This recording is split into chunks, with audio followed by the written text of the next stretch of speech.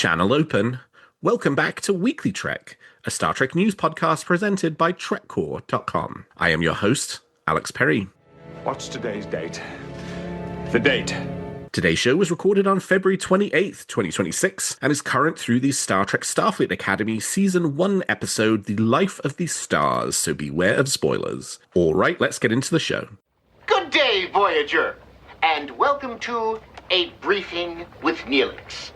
It's a catchy title, isn't it? Weekly Trek is a regular news show covering the biggest stories from the Star Trek franchise. We are in the Alex Kurtzman era of Star Trek with the 12th television show currently in production and 14 movies to enjoy, and merchandise continuing to fill the Bajoran wormhole. So stick with me and I'll help you sort the real facts from a lot of the Dominion propaganda that you'll find online. But I can't do this alone, and my guest this week is returning guest and our town's biggest fan. It's Jenn Tifft. Jen, welcome back to Weekly Trek.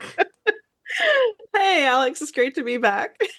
All right, Jen. Well, you know the drill. I want to know something's got you excited about Star Trek at the moment. What's got you moving at Warp 10? Okay, so we're going to talk in one of the news stories about what I'm very excited about. So This one's a little bit of I'm going to go with a little bit of a smaller thing. Perfect. Love it. Some Star Trek joy. So I recently started playing D&D. Okay. And I have been putting, when I was creating my character, I've been putting a little bit of Star Trek flair into my character. Sure. Which has been super fun because, my DM's like, sure, go ahead. Wherever you take things from, that's fine. So, my character grew up in a group called the Kawatmalat, you know what I mean? And they're not from Romulus, but they're, there's similarities. And she's the holder of the sacred chalice of Rix. You know what I mean? Like little things like that. So it's been a lot of fun just like taking little Star Trek bits. And I asked my DM, I was like, ooh, can I have an Ushan Tor in my backpack? And he's like, yeah, sure. And I'm like, it's a Star Trek thing. He's like, I figured it was. My reputation precedes me. But he proceeded to pull up a website that's just about like Star Trek things and how to convert them into the D&D game. Oh, that's so funny. Like, I love that there's like a enough of an interest in putting Star Trek elements into D&D. You're not the only deranged person doing it. Exactly. It's not just me that wants to combine these two magical universes. and it's funny because he's like, oh, sure enough, Ushan Tor does, like this many points of slashing damage or, whatever it was. So I'm like, this is amazing. So it was just a moment of like, I love nerds, sure. I love when worlds collide like that in such a fun way. So it's been fun putting a little bit of Star Trek flair into that. But I thought it was funny. There's an actual website. The conversion from Star Trek to D&D. It's so great. And are you the character bringing the Star Trek to your D&D party where you're like, no, we mustn't kill this creature. We must try and communicate with it. Ooh, it's funny you say that, but I've done some of that, but everyone else in my party is kind of on board with that too. Like they've just been doing it, and though they're not Star Trekky people, I'm the only Star Trekky person. Yeah. And I'm like, oh, this is great. And you can see sometimes we like confound our DM because you can tell like when we do something he didn't expect us to do. He's like, okay, he's ready for you to fight, and you're ready to, we the friend. This giant scorpion. First, we have to figure something else out first. So So I'm definitely bringing some Star Trek morality into that game too. And the character you chose, Paladin. I'm forgetting my D&D very good categories. That's all you need because it actually is a Paladin. Okay. And the Paladins have to like pick a cause when they reach a certain level, and so mine's a Kawatmalat, so you're Elnor basically. Her name's Elna. So fun. But so I'm gonna bind my sword to a hopeless cause when I get to that point in the game, and I'm very excited to do that. And it's funny too because in the reverse, there's some D&D stuff that you can relate back to that stuff because there's apparently a goddess. I can't remember her name now, but she's the mother of endless suffering or something like that. And she's like the patron saint of lost causes and things like that. So that's who I work. So he found that I was like, that works with the Kawatmalat thing. So that's who my character worships. It's like this D&D god that kind of fits. So it's been a really fun creative outlet, but still being able to still be in the Star Trek. Because I can't everything I said. Of course, Star Trek flair, right? Well, and as someone who plays D&D and Star Trek Adventures, Yes. how do they compare to each other? Oh, well, of course, my heart's always going to be in Star Trek Adventures. That's first and foremost. Yeah, that's obviously like that's my jam. But it did help playing Star Trek Adventures when I started D&D because there's the similar mechanics of the game. Yeah, So just that switch it was when you pretty roll easy. it, just it's the other way around. Yeah. So it's pretty easy to get into the swing of playing it. Yeah. They're both fun in their different ways. Yeah. And what circumstances are you meeting for D&D? It's an in-person group, so it's my in-person friends. So that's a different thing too, because my STA is online, and I wish my STA could be in person, but everyone lives so far away, so it is a different dynamic. Yeah. But, yeah. All right, let me tell you what I'm feeling good about Star Trek this week. And it was an announcement today, so it's not a news story because it just happened today. Factory Entertainment's released a new cosplay appropriate Klingon Batleth and Klingon Duck Tug. So these are like foam versions. So they're not, they're not metal, but they are full size. These are the full, 1-to-1. Not to scale, yeah. But yeah. And I think that's very cool. There was a company that did a line of the same kind of thing, foam Batleths, probably about 10 years ago. And I'd always regretted never getting one. So, hey, now's your chance. Yeah, so I already did. The Batleths are $99. The Duck Tugs are $45. I bought one of the Batleths because I was intrigued by having a full size Batleth. And a lot of the factory entertainment stuff's normally, $99 is not inexpensive, but their stuff's normally hyper expensive. Right. And so in comparison, $99 is a more affordable product. And it is $99 for painted foam, but still. Don't harsh my vibe, Jen. What are you doing? Hey, I'm not. I honestly might order one too. Exactly. So I'm Well, we shall have to spar. Yes. Yeah. And that's funny too. I love it because I know like some people like have swords on their wall and things like that, but I don't. That's not really my vibe. jam. I don't. Yeah, it's not my vibe to like have real weapons. Yeah. But they're cool. You know what I mean? But they're cool, and I want so a foam one's perfect. That it looks really good. Yeah. And I'm joking. It's not like foam makes it sound like it's like a Nerf Batleth. It's not. It's like no, they look great. The picture looks great. I don't know what it looks like in person, but the picture looks great. The picture looks great. Yeah. Yeah. And so it's more than just than just like a foam core. Yeah. But I was joking. But I like that you can have that, so you can hang that on your wall and not like have to worry that it's gonna fall down and decapitate hurt somebody. I know, right? Yeah. Well, it's like, and you can swing it around and not like worry about hurting yourself or others. Exactly.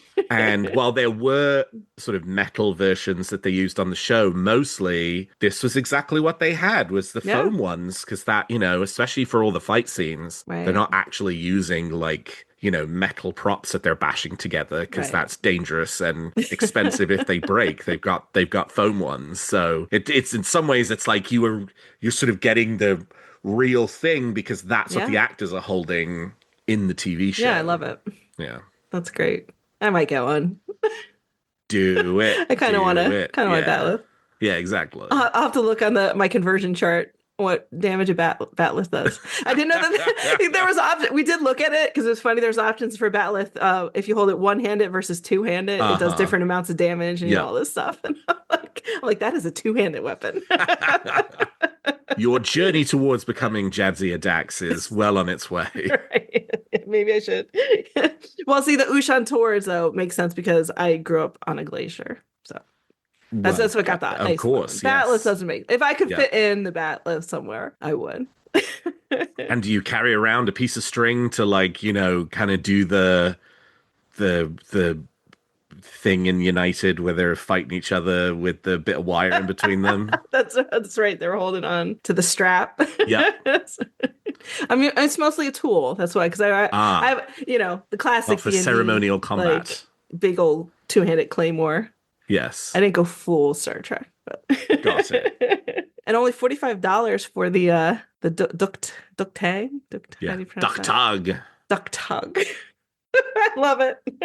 Yeah, no, that's even more if you want like a piece of it. That's even more affordable. Oh, absolutely. Yeah. Yeah. Yeah. And one you can, But slip into the waistband of your pants if you want to yes. carry around, Klingon, There you a go. non-damaging Klingon knife. Yeah. I think I gotta go with the Batla though. How can you It's not the want a Batla? exactly.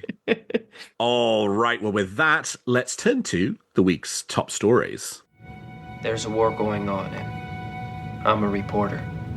Well, as Star Trek Starfleet Academy Season 1 enters its last 2 episodes of the season on Paramount Plus, the cast and crew of the show have announced that they have just wrapped filming Season 2. Star Trek Starfleet Academy Season 2 wrapped filming on Tuesday, February 23rd, with social media posts from the cast discussing the end of filming. Jaden Krog actor Kareem DNA wrote on Instagram, quote, "I've been in the industry long enough to know something very real. Getting 1 season of a television show made is a miracle. Getting to film a second, that is rare air. There's been a lot of chatter online about the future of this show, about what comes next, what might happen, what people predict, and I understand the curiosity, but I think sometimes we forget to honor the present while we're speculating about tomorrow. Right now, we have 20 episodes of a season about the Academy coming to screens. 20 stories, 20 hours of this world, something that will live on and be discovered long after the premiere week metrics fade away. That's so worth celebrating. The experience has been life-changing for me. The friendships, the growth, the 2 a.m. call times, the prosthetics, the laughter between takes, all of it. I feel proud, I feel accomplished, I feel incredibly grateful. Thank you for tuning in, for debating, for posting edits, for loving these characters as fiercely as you do. It truly means more than you know. Tonight at the wrap party, I'll be celebrating what we built. See you sophomore year. It'll probably be early 2027 before Star Trek Starfleet Academy hits Paramount Plus, but there are still 2 episodes of Season 1 to enjoy in the meantime. Jen, how are you enjoying Star Trek Starfleet Academy Season 1? I really love this show. It's really hitting the spot for me. I love the characters. I love the writing. The actors are delightful. I love the sets. I love it all. It's really hitting the spot for me. I love it.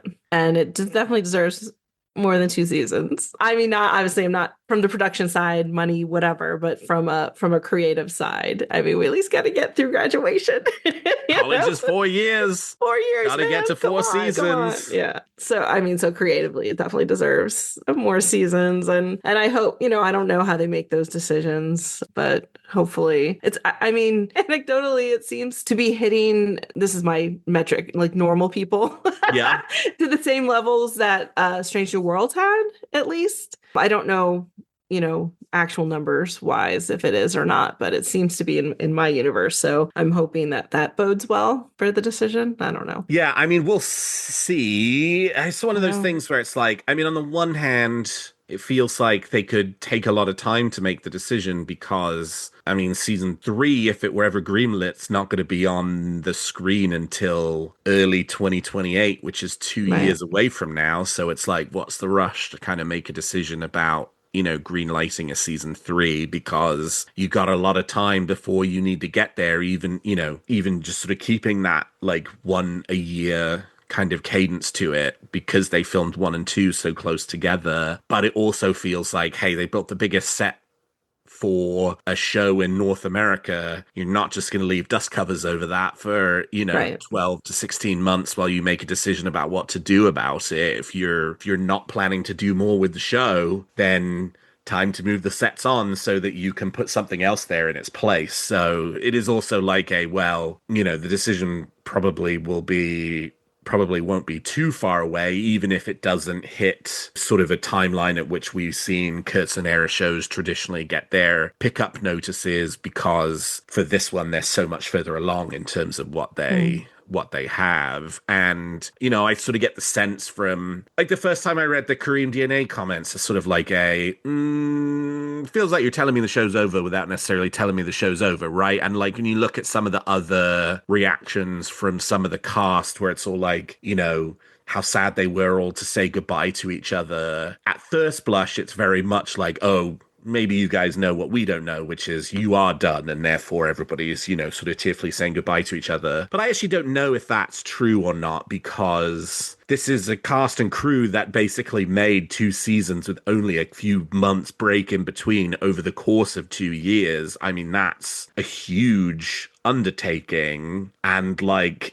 marking the end of that probably feels like the conclusion of a real and emotional journey together. Even if you're going to come back in 6 months and do this all over again, you didn't get 6-9 months break in between. This was like in the same way as sort of Star Trek Picard season 2, then filming those very close together. And everybody said by the time they got to the end of season 3, everybody was, dead because they'd done 20 episodes together, but had formed these really close bonds with each other. And so who knows what the future of this show will be.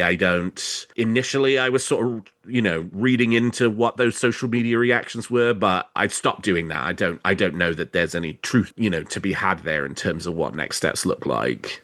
I mean, I don't think that they would necessarily know either. I don't think they really tell the actor, I don't know. I don't think they have any intel that anyone else doesn't. I mean, that's just my feeling, is that I don't think they would, but they're probably just in the dark and wanting to know just, even more than we do. But I think a lot of to me, the reactions that I read, it's kind of like, these are very young people too. So it was more kind of like yearbook quotes. Totally. Like going to the summer. Oh, don't forget me over the summer. Exactly. Yeah. Young people being very dramatic. Yes. So, yes.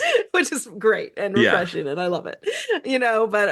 So I think there's a lot of that sort of, because they really did. When you when you're that young, and they really are. They're not taking classes together, but they're working together all long hours for how many months in a row, and you're gonna have that feeling, even if it is just a short summer vacation, in between season 2 and season 3 filming. Who knows? I don't know. I wouldn't read too much into it. I don't think they would tell them. I think once the decision's made, it's not going to be like a secret.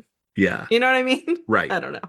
Because it has been. It never is really. Like, it's, I guess they wait to make it public for like, I don't know, like you wait for like first contact day or something like that. Oh, you almost certainly would, right? Yeah. First Contact Day or San Diego Comic-Con, Right. Wait for a moment when people are expecting a big drop, and that's the thing you drop on. Yeah, you're not. I don't think you would do it, even if you knew you were going to do it. I don't think you would do it Monday morning. Why, right? Like, Yeah, and I sort of feel like if those social media comments are goodbye and thanks for all the fish, we're done, we just can't tell you we're done yet, then the show was never going to be more than 2 seasons, because... Like, they are, season 1 is 8 episodes in, but like, that's not really enough time for a decision to get made by executives to then get communicated down to cast and crew to say either yes or no to this going forward. Like, I think that decision, because they do have the luxury of time to be able to do it, at least wait for a full season's worth of viewership data before you make a decision like that. And so... That's what I mean. Like, they're not going to be like, working on getting the actors back and their contracts and everything. Right. Until it's further along in the process. So that's what, I don't think they know anything. But. In which case, it's like, if they do know, well, then it was always going to be a 2-season show, which means it's also written to just be a 2-season show. Although I hope they don't do as much as I loved Andor, I hope they don't do a thing where it's like season 1 is 1 year, and then we're going to do 3 years in 1 season. Oh, no. Season 2, like they did for that show, where they sort of compressed all their future plans into 1 season of television. No. Yeah, no, I don't think they would do that anyway. I don't know. Doesn't seem, just the way that it's been written so far, I don't think they would do that. At least I hope not. Because I like to follow narrative journeys for character growth. It's all happening. If you're compressing that much time. Exactly. And I want to see this group of friends go through their whole college career together. Because not only to watch that, but just seeing how much the actors are going to grow too. Like, I'm sure season 2, it'll be even more, coherent of an ensemble, than even season 1 was, just because they've been together for, even longer. And I just love seeing it. You love to see it. Oh, kids these days. The kids are all right.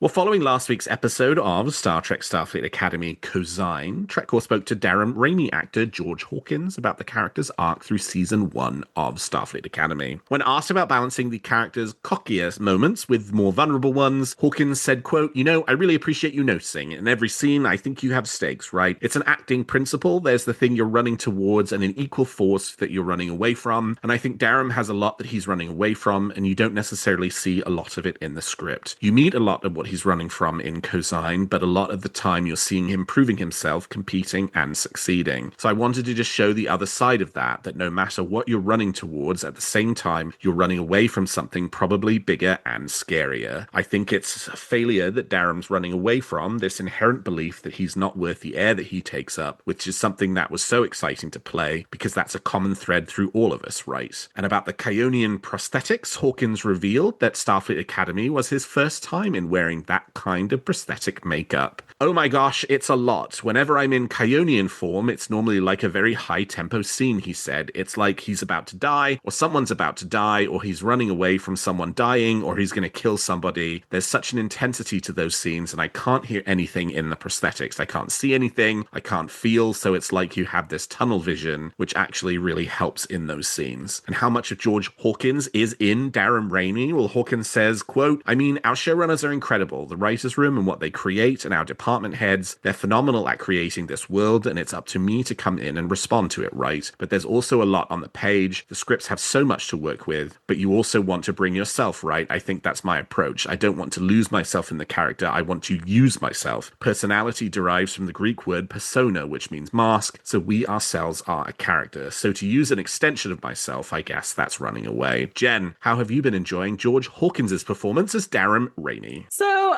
I've been thinking about this a lot, and I really think Reymi is my favorite cadet. Interesting. In Starfleet Academy. I get why he's an acquired taste and not for everybody, but so what do you like about the character? So I find him to be a really complex character, and I just find him fascinating. I find his backstory fascinating. I find the first scene you meet him, I almost feel like it's a red herring. The scene where he like confronts Jaden and starts to fight just immediately. Starts to fight. Yeah. That seems like it was like a red herring, because even later on when you see him do things that are, arrogant or cock, like there's never that kind of like mean-spiritedness to it. So he could have easily just been like a one-dimensional character. They could have maintained that first scene energy with him, but they didn't do that. They made somebody who might make mistakes in that regard, but genuinely cares about the people he's around, almost to a fault, as you find out in Cosine, which when you learn that he's basically his whole life just been doing everything that he's supposed to do, you know what I mean? To not let the people around him know, whether it's his parents or whether it's his best friend slash princess slash girlfriend, whoever she is, but everything he does, arranged marriage. Childhood sweetheart, but I think he calls her his best friend at some point. It felt like an arranged marriage to me. Yeah, I know, but I'm saying, but also I think they obviously. Oh, sure. It wasn't like they not like strangers. Well, or yeah. And now that he's at Starfleet Academy, and he doesn't have those constraints. The choices that he makes are for him, and I think that's really interesting. Like, there's one scene in what's episode 3 called again? Vitus Reflux. Yes. So he says something nasty to Jenn, and that's how he gets her off guard, and then he says something about her issue with her parents, and then he distracts after her. She had sort of opened up to him about it. That's right. And then he gets the team captain position or whatever. Right. But later on in the episode, he says she says he tries to apologize, but like a surface, and she's like, well, I can't expect everybody to play fair. And he says, well, you have the right to expect that here, at Starfleet Academy. And I really like the way they did that, because that's not the type of self-awareness that you would expect out of a character from Reymi, like a more stereotypical character like Reymi. So I find him just endlessly fascinating. And it helps that George Hawkins is, what you say is about all of the cadets, that just amazing, talented actor. And I recommend everybody read the entire interview, because he's a very thoughtful person, and it comes across, and you could tell that every decision that he's making with how he plays Reymi, he's really thinking about the character, and it shows, I think, on screen too. So he's definitely a favorite of mine. And Kyonians are weird. Like, that's cool. He's a cool new alien. Yes. Man, the description of the makeup just is like my worst nightmare. It sounds very claustrophobic. Oh, so I'm sure it is. He does that for our entertainment, and everybody who does the prosthetics, like, it's amazing. That in of itself is, is incredible. So yeah. So I really like him. Yes, an excellent advertisement for British schooling. Is he? He is. I mean, thoughtful, right. you know, like clearly has thought a lot about his craft.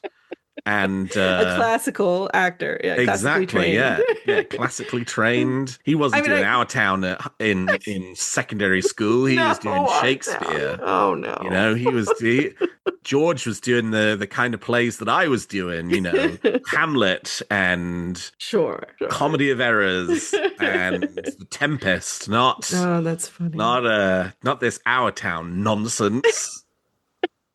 Okay, I get that Our Town is a classic play, but it's just not my favorite. I mean, honestly, like, no. I'd never heard of the play before. It came up in the episode. Funny. Yeah, it's I guess that's an American classic play. Yeah, and it's funny too because when they picked the play and they said Our Town, I just instinctively rolled my eyes, you know, because it's just so it's such a cliche thing to do. I mean, like I could name like so many shows off the top of my head where the play was Our Town, you know. That's how like Mike Seaver and Rayon Graff both learned their love of acting, which is because they got cast in Our Town, and that's showing my 80s and my 90s bona fides right there. Growing Pains and My So-Called Life, Wonder Years did Our Town, you know. But so it's just like, okay, this is cliche. But then in the actual episode of it, they managed to weave the play into everything, not just in what Tilly was trying to do with the situations of them processing their trauma, but then also in the B story with the doctor and Sam and how they interchanged, you know, the play into both of those stories.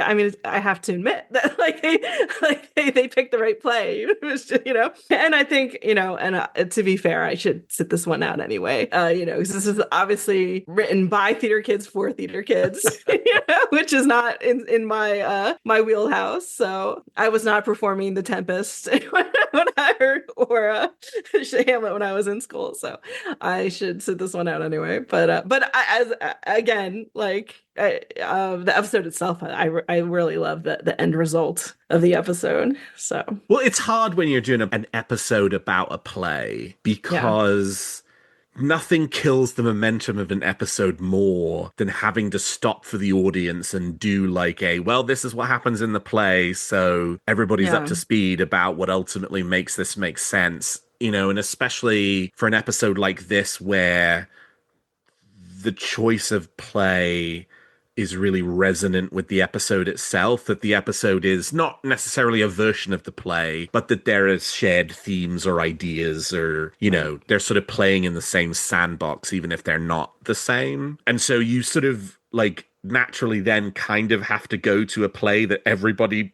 or most people know already, right? So that you can then skip over having to do these are who the characters are, and this is what happens in it. But I will say, I loved the Sam and Doctor stuff in this episode. For me, the play stuff did not land at all, because I had no idea. Like, I don't know the play at all. See, I don't know the characters. I don't know what happens. So, like, all this, like, I mean, you could intuit some of it from the events of the episode, but largely I watched it and was just like, I mean, I know what's going on here, right? Like, I know they're sort of doing the play in their own lives, because that's the lesson that we're trying to say here. But all of that, like, exactly what those resonant pieces were, you know, largely went over my head, because it's like, before the name of the play was said out loud in the episode, I had never heard of it before. That's so interesting to me, because you are a theater kid. You were a theater kid. Absolutely, I was a theater kid, yes.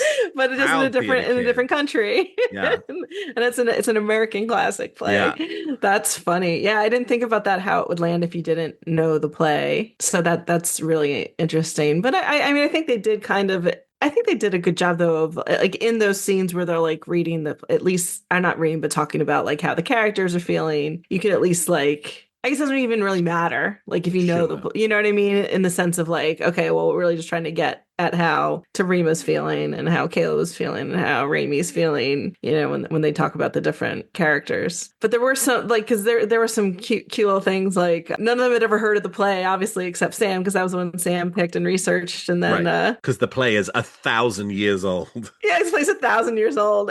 And Tilly says to Occam that he's a stage manager, and he's just like, sweet, or whatever he says. And I'm like, because there's no way that he knows that that's like a main part, like I assumed it was a spear carrier role. Yeah, it sounds like, because then it's funny because it harkened back to him just being the mascot. And he was like, sure, let's go. Let's do it. That's it exactly. I was, I was like, oh, so you're doing the same joke again. Yeah, so that was a funny joke. Like, I thought that was funny because to him it is. Like, he's just like, sure, I'll be the stage manager. I'll like move the furniture around or whatever you think a stage manager does. I love him. He's so funny to me, that character. Yeah, so I guess there were little things like that. But they did, good job too, like weaving it in, like when they weaving in the quotes of the play, like while like the doctor, you know, the quotes that are, you know, kind of apropos of what's happening over with the doctor and Sam and things like that. And I guess you know, and I guess it doesn't, the play itself is more just also to just the act of them getting together. And like I thought it was lovely at the end when they all decided just to do it, and they're laughing and enjoying sharing in this piece of art, you know, which is okay. I have to admit, I wasn't as cynical, you know, like I'm not as cynical as I appear at first. You know, I thought that was lovely. You know, your cynical heart opened for but a brief moment, just to let the light in. Just a brief moment. No. But it's funny because it's just, I thought this was a good use of Tilly too. Besides, like, if you know, I guess if I'm gonna stop ragging on art a little bit, I thought this was nice. You bring in Tilly, who offers a different perspective to these, you know, these kids who don't have the history with Tilly, you know, because the same thing, like you might not have our town history. We don't have the Tilly. They don't have the Tilly history that we have, you know. So it's just, here's this crazy perky lady who wants us to like act out this play, and you know, so looking at it from those two different, you know, perspectives of her, I thought that was fun too. I really thought this was one of Tilly's finest hours. I thought the way she handled the kids and them, you're like, oh, you want to just take a failing grade, okay, you know, like the way she handled the kids at every sage in the episode, I thought it was really well. It's like, oh, this is really showing why she ends up as being one of the longest running teachers in Starfleet Academy, or you know, whatever Burnham says at the end of that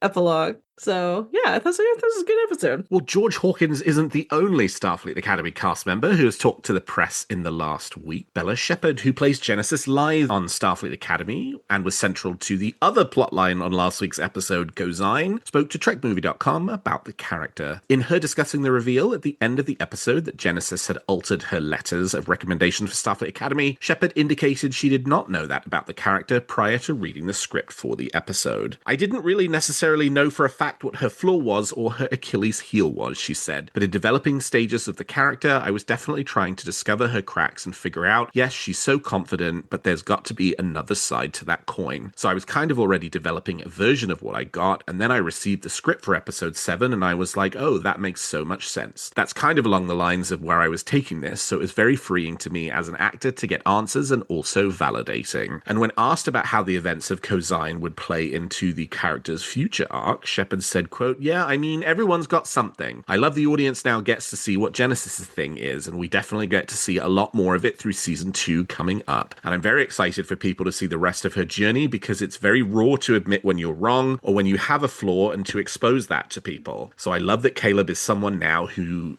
knows kind of what her flaws are, and Nala, her captain and chancellor, and someone she admires so heavily, now knows what her kind of weak spot is. I think it's terrifying for her, but also very safe in a way. These are two people that she would love to have support her through her lessons, and we get to see a lot more of that eventually. Shepard also talked about what it was like to do one-on-one scenes with Captain Nala RK actress Holly Hunter. Oh, I mean, any opportunity I have to work with Holly is a great day because she's so professional, but also so empathetic. I feel like I know her so well now that I could just give her a look and she knows exactly what I'm thinking or what I'm feeling. And she's so collaborative in the way that she works, and she's very hands-on and she loves to try things. So I feel it's like I get to be on this roller coaster of being free on set, and that's such a gift as an actor, because you've got wardrobe telling you what to wear, you've got a director telling you that you need to be here, and the camera needs you to be on your mark here. But when you have other actors in your scene and your scene partners are so open and free and collaborative with everybody, it makes the environment just so enjoyable and so fun. And when asked to compare the vibe on set between filming the finales for season 1 and 2 of Starfleet Academy, Shepard said, quote, "Oh my gosh, so many things have changed, almost as a reflection to what our cadets went through in season 1. And then seeing what they go through in season 2, our cadets are more tight-knit in season 2 because their relationships are deeper. And I think we're all experiencing that now in real life as well, because we've known each other for longer now. And so it's hard to come to an end and not know exactly what's happening next. But also, we're all just really proud of ourselves. I keep reminding everyone that we just did 2 seasons basically back to back, and that's a lot of work. And we all did it together, and what a beautiful journey it was. But it's always sad to say goodbye or not goodbye, but see you later. And I think it's really just bittersweet." Jenn, how have you been enjoying the character of Jenn on Star Trek Starfleet Academy?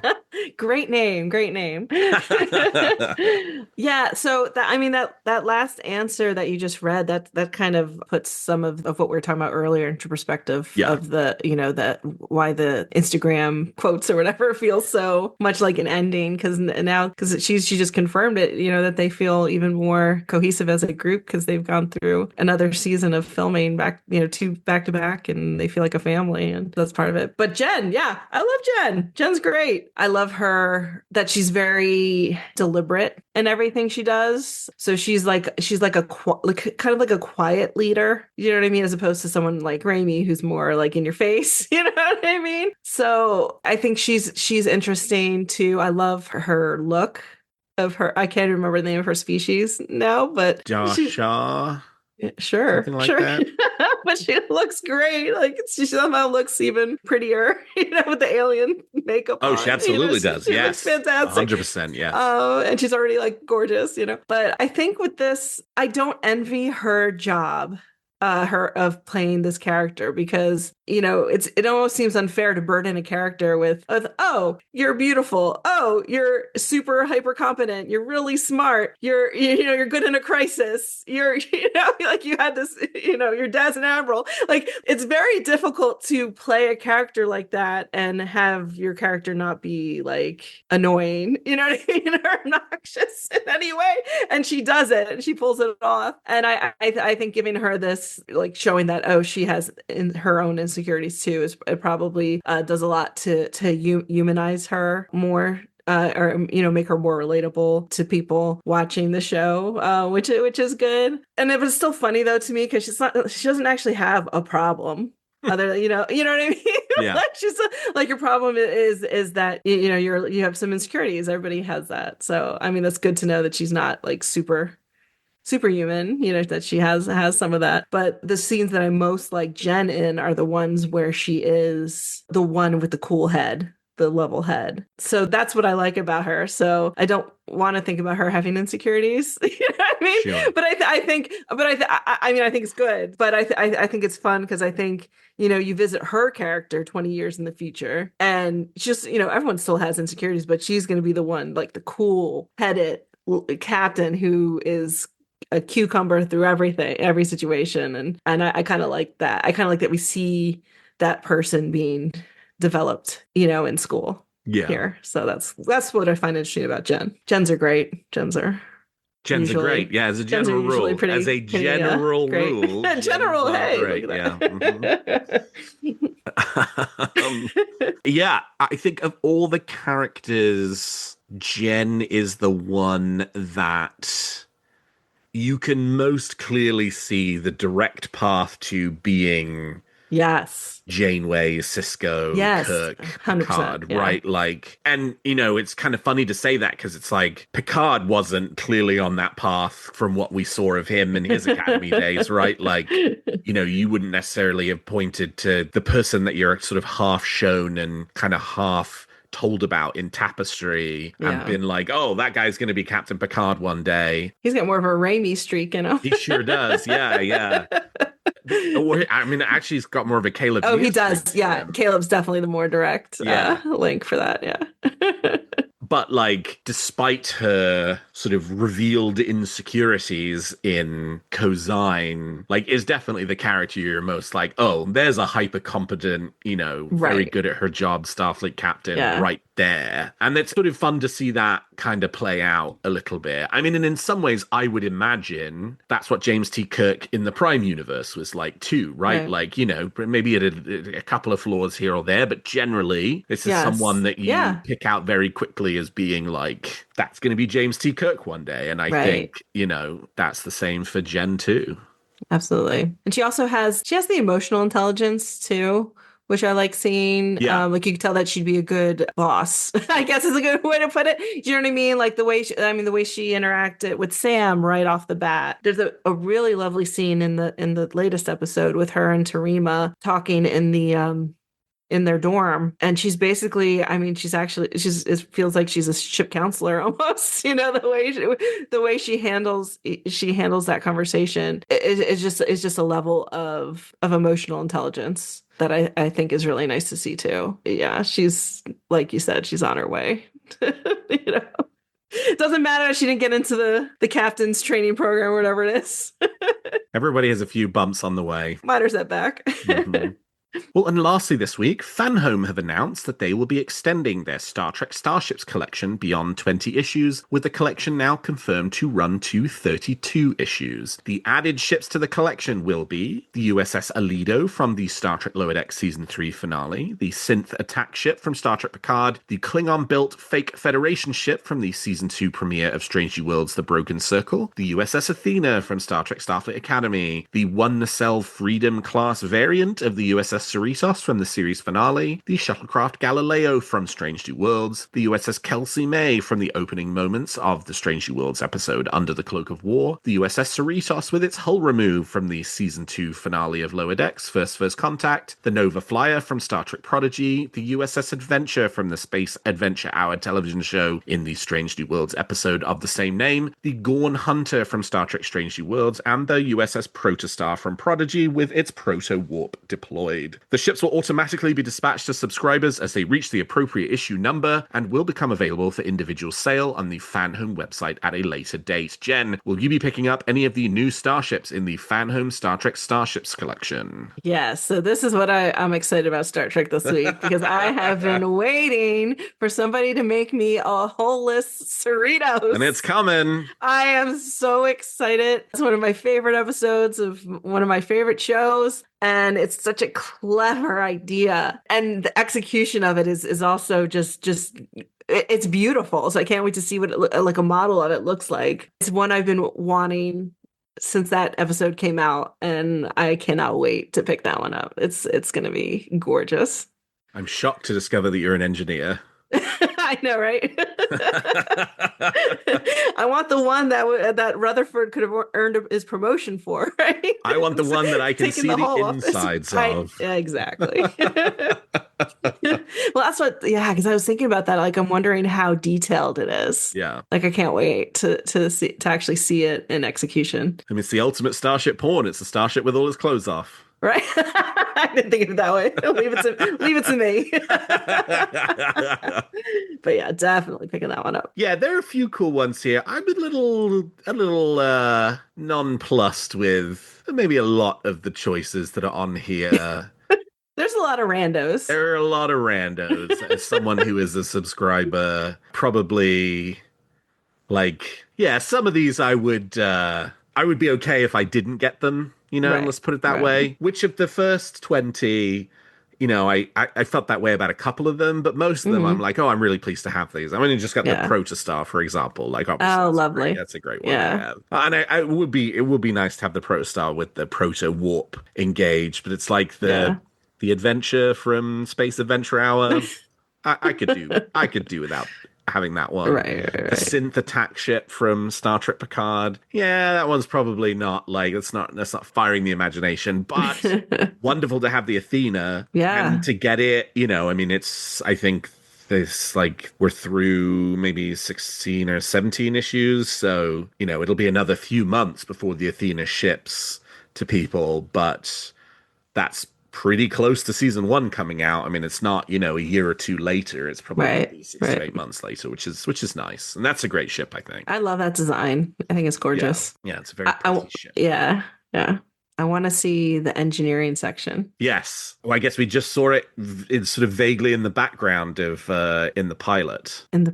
Yeah, because that's where Noose Bracker and them are trying to get the warp core out. Oh, that's right. We did. You're right. We did see it a little bit. But I want to get a good look at the warp core. Yeah. Well, sort of blurry background, so it's not like that's right. Yes, exactly. But I want to go there. Yeah. Because we got through all of Discovery without actually going to the freaking warp core. Yeah. Proper. Yeah, I guess that what they considered engineering was a science lab, and sure, I mean, the very, very cool board drive in it, but it's still just a science lab. We didn't actually get to see engineering because it has a warp core too. It's got warp drive, it's got impulse engines, it's got a fusion reactor somewhere, and an unnamed chief engineer. And an unnamed. Oh, come on now, that's just terrible. Not even Leland T. Lynch level. Yeah, so hopefully we'll see more of that. But I digress. I love the ship. How do they do that with models? Like, it's all detached? Is it just like clear? They have clear plastic bits that you sort of put to put the pieces together. Yeah, cool. Yeah, which is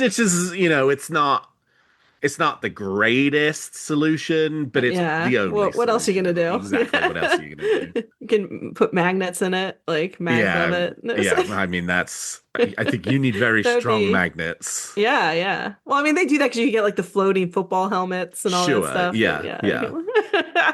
That would be a very expensive ship, though. Yeah, it sure would. I feel like I would knock that over if I had that on my desk, all the different little. I don't know. I guess I would knock over any other ship too, but yeah. Is this a comment on the design of the ships or a comment on your belief in your? I have to keep them way out of arm's reach because I've knocked everything over. All right. Well, we've talked about the facts, and now let's offer our opinions on the Star Trek franchise. Your opinion has been noted. Anything further? So as we transition from the news section to the opinion section, each week my guest and I will give you a Star Trek opinion, theory, or wish we're nurturing that week about any aspect of the Star Trek franchise we want to opine on. So Jen, let's hear it. What's your big Star Trek opinion for this week? All right. So my opinion this week, it's the most inconsequential I love it. Thing. All right, so I happen to be on the Trek Ranks that's out currently. Yes. Which I highly recommend people listen to because it's top 5 Scotty moments. Oh, God, I know where this is going. And I love Scotty, and I was very glad to get to talk about Scotty for hours with 2 other huge Scotty fans. Great episode, yep. Great episode. But in one of my group chats... You sound much healthier today. Yeah, I know. I had a really bad cold. It's so bad. You can hear it throughout the thing. I should have taken some cold medicine, but I had especially the green, because we drink something green for a Scotty episode, but it was drowsy. I didn't want to get drowsy. So. Okay, so in my group chat, we started talking about where Scotty was born. Yes, we did. Yes. And I just want to say that I am on Team Linlithgow. Is that how you pronounce it? I believe so, yes. I don't know how you pronounce it. Lee will correct us if you are wrong. Yes, I don't know how you pronounce anything Scottish, but so it's because it's funny because our mutual friend and friend of the show, Lee, sent us to a link because the Linlithgow, the town has, a plaque up to Scotty and Riverside. future birthplace and blah, blah, blah. And I knew all that, but I always I kind of roll my eyes at that because it's he never says that ever, it's not canon. I don't care. Claim whatever you want for your town, for your town, but it's not in anything. Yep. And then I was well, why do they think that? But apparently, apparently it was mentioned in a book. I'm like, well, so what? Books aren't canon. But when you actually read it, maybe you can link to the website in the notes. I absolutely can. But the book was written by DC Fontana, right? Yep. Which is, okay, that's pretty authoritative there, but it's still not canon. But she has this quote, and I want to read this quote because I thought this was I read this and I was like, oh, okay. When I wrote Vulcan's Glory in 1988, 1989, I put in the reference to Engineer Scott coming from Linlithgow as the pleasant hello to a wonderful place in Scotland. James Doohan apparently agreed with my reference, as his son says his father acknowledged that that was where the character was born and where his mother still lived.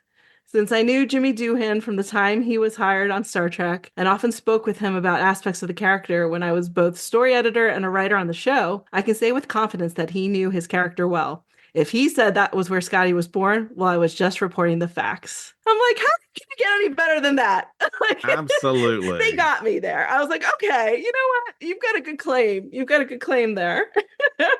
Because when you think about it, like in canon, I mean, he talks about being an old Aberdeen pub crawler. Sure. It's really the only, you know what I mean? And and they say he's from like his alter egos from Edinburgh. Yeah. And you know, when they go to in the voyage home or whatever. But I think that's all pretty the good. way from Edinburgh.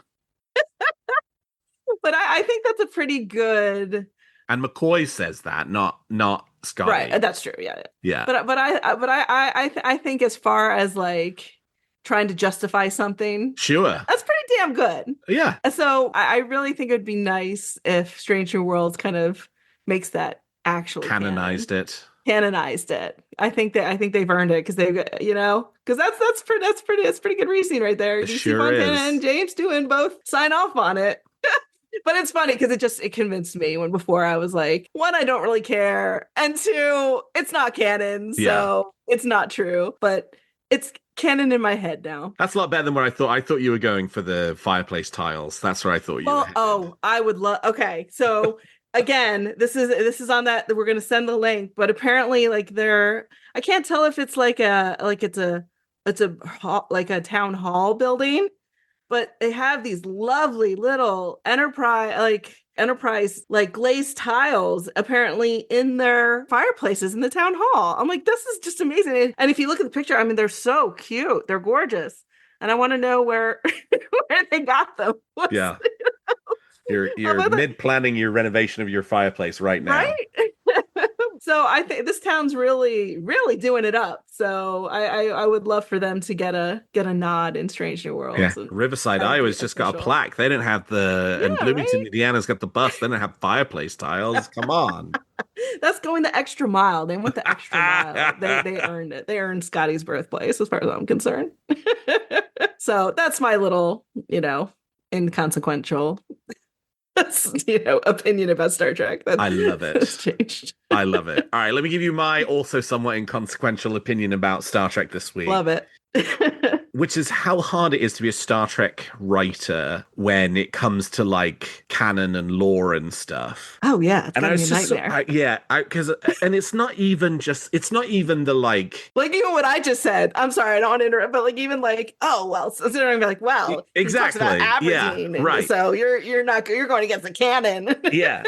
And it's just so, I mean, there's a whole Memory Alpha and 900 some episodes and all these different sort of details that have previously been established about what's going on in the world. And I was thinking about how for other shows and like if you're writing your own stuff, how like it just doesn't work that way.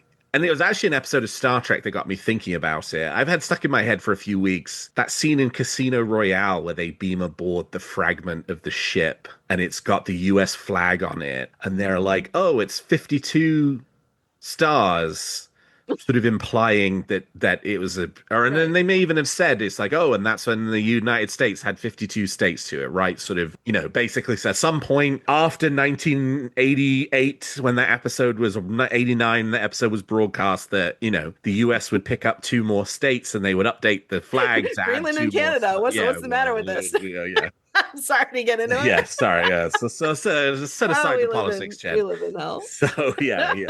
No, this is the mirror universe, Jen, not the prime timeline. We live in the mirror universe. But it's just, I was sort of thinking about that, and I was like, I don't know whoever wrote that episode, right? Like whoever it was, just like threw that in. They just threw that in. Yeah. It's just a bit of color, right? It's just a bit of color, just sort of a bit of like just one of those things you throw in to sort of just like kind of be like, ooh, it's from the future, right? And guaranteed they put no thought into it. It was just like, I'm writing this scene and I want to kind of establish that this was a thing that happened in the future. Oh, it would sound kind of future-y for them to be like, oh, and there's 52 stars on the flag, right? Like, and But now that's little did they know that's tagged what they wrought, and that's catalogued, and that's, you know, part of this Oh my fictional God. world. And it's just like, that just must be so hard, because it's hard because there are all of those previous facts that other writers have just like bashed into their keyboards that are now things that you have to pay attention to. But then there's also the weight of, as you're just bashing stuff into your keyboard, like, that then sort of sets a precedent and sets a thing that somebody You're else... screwing the next writer. You're screwing the next writer. Exactly. Paying it forward, man. Yeah. And it's just like... But like, if you were doing anything else, it wouldn't matter. Right. I mean, just think about like... I think about a show like... I've been rewatching Frasier. Like... Frasier's got a canon. Every show's got a canon. It has a canon, but... Like, his parents... Frasier's dad is dead. Evolution... in Cheers. Exactly. Yeah. The evolution of the story of his parents is one where it's just like, 1 week they wanted to kind of make a point and it made sense for his dad to be dead. Yeah. And then when they made the show, they were like, well, we want the dad character. So, you know, and, you know, to their credit, for people who care about that kind of consistency, there's at one point someone says, didn't you say he was dead? And it's like, well, it felt like he was dead because we had no relationship. Right. Wave it away type thing. Right, yeah. But, you know, like... A wizard did those, it. Yeah, those kinds of shows, you're doing Law and Order, or you're doing whatever, you know, or a 1 or 2 season sci-fi show. It's like, you can just sort of smash the keyboard with all these different sort of, you know, evocative facts. And it's just like, whatever, you know, nobody's going to come back. Nobody's going to call you on it. And just reflecting on how hard it must be for Star Trek writers, because you need that flavor, you need that sort of thing, but then it's like everything is so loaded because there's all these other things out there, and then you're throwing grenades every time you do that. So it's just you know, it's like, it's the blessing and the curse of a 60-year-old franchise that's almost 1,000 episodes, because there's a lot of power that comes with having all that pre-existing story and pre-existing details to the universe, but it makes it harder the deeper you go to not just keep everything straight, but like to want to keep everything straight, and when everybody else has expectations about how straight you should be keeping it. Yeah, you gotta have a good balance between caring and not caring about that. Yes. You know? Yes. Like, you can't be a slave to it, you know. It's not real life. Yeah, so you know, if there's something you want to do that conflicts, like, you know, Pike never met Kirk or whatever, only when he was became fleet admiral or whatever. So, Yeah. And they made a little thing where Pike was fleet admiral for the day there. Like, that's nice. Yep. Like, that's cool, but they didn't have to do that, you know? Do I like that they did that? Yes. I like that, you know? I like that they preemptively thought, like, oh, there's going to be nerds on the internet saying how stupid we are. Yeah. You know, that, you know, it's the only time Pike and Kirk met. But if they hadn't done that, I don't think I would have cared, you know?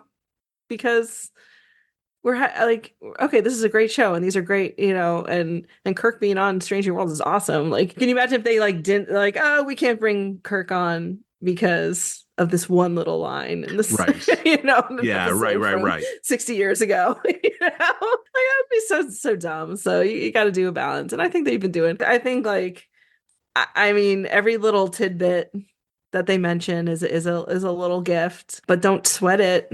You know, don't sweat it. Like, just chill out, guys. Just chill out. Relax. Yeah.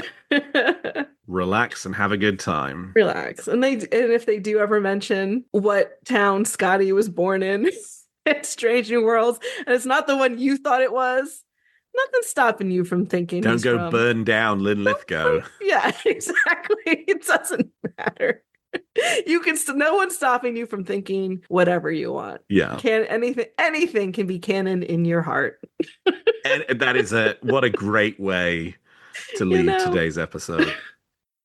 Do you have an opinion, theory, or wish about Star Trek that you'd like to share? Email them to me at weeklytrek@trekcore.com, and I might feature your thoughts in a future episode. Well, that's all the time we've got for this episode of Weekly Trek. Thank you so much to my guest, Jenn Tifft, for joining me today. Jen, how can people contact you if they want to continue the conversation? Yeah, you can find me on Blue Sky. I'm at EatAtQuarks. And you can find the show on X at Weekly Trek, and me at Alexander T. Perry on X, and at Alex T. Perry on Threads, Blue Sky, and everywhere else. And if you enjoy the show, please consider leaving us a 5-star review on your podcast player of choice. And for all your Star Trek news needs, in addition to our extensive media archives of all things Star Trek, I hope you will keep your senses locked to TrekCore.com. Well, thank you, Jen. Thank you to all of my listeners. And until next week, live long and prosper.